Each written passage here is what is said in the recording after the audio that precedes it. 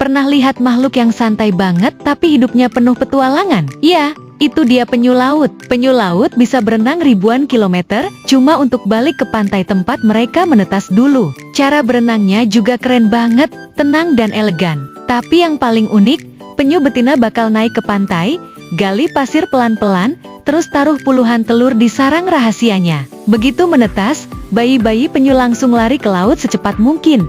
Karena dari detik pertama hidup, mereka udah masuk dunia survival. Penyu itu kuat, tangguh, dan penuh misteri. Makhluk tua yang udah menjelajah lautan sejak zaman dinosaurus.